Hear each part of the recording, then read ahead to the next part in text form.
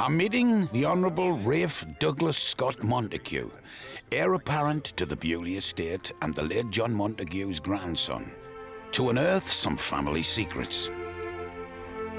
In 1909, the 44-year-old John Montagu was the proud owner of one of the very first 40-50 horsepower Rolls Royces, and on the cusp of events that would lead to the creation of the world's most recognisable motoring icon.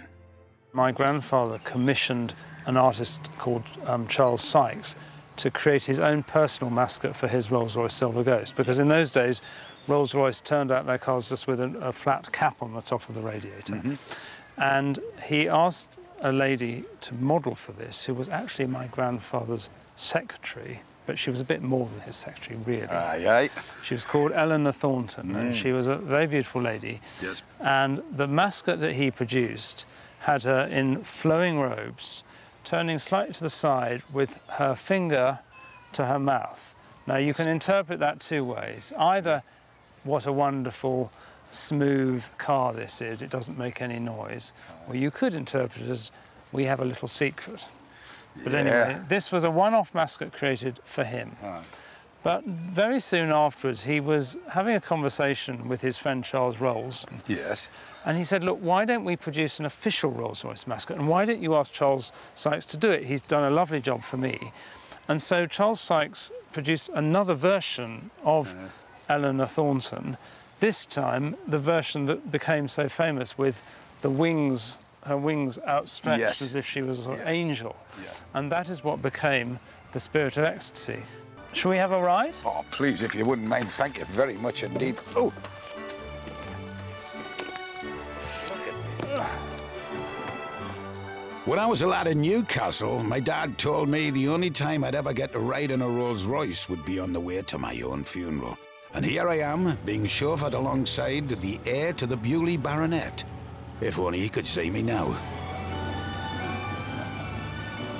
And I think you can already get the sense that, you know, for a car of this period, it is very quiet and very smooth. Unbelievably so. And that is something that Rolls-Royce prided themselves in. They had engines that ran beautifully, quietly, and you sat in comfort.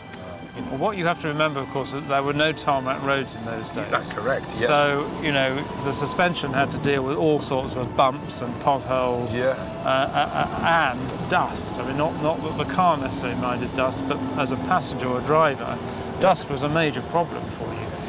Which is why, of course, people wore goggles, and ladies often wore hats with special veils over them to keep the dust out. And they developed a whole new line of motoring fashion wear to deal with the dust.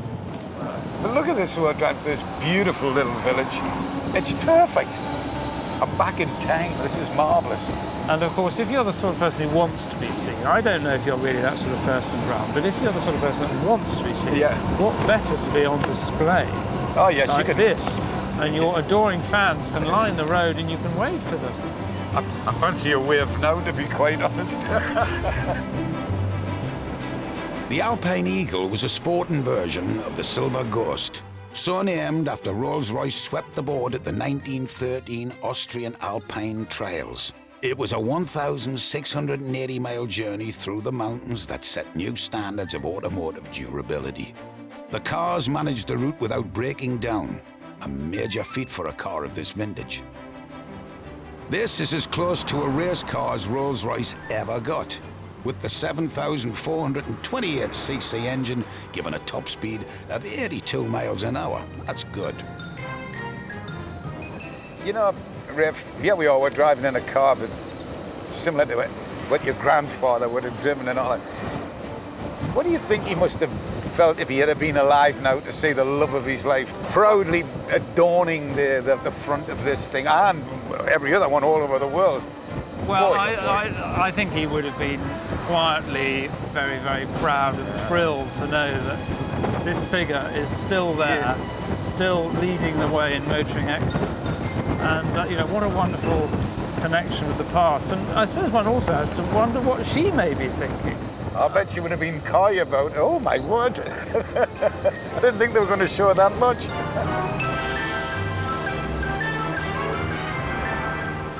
The design brief for the Spirit of Ecstasy was this: The spirit of Rolls Royce, namely speed with silence, absence of vibration, the mysterious harnessing of great energy and a beautiful living organism of superb grace.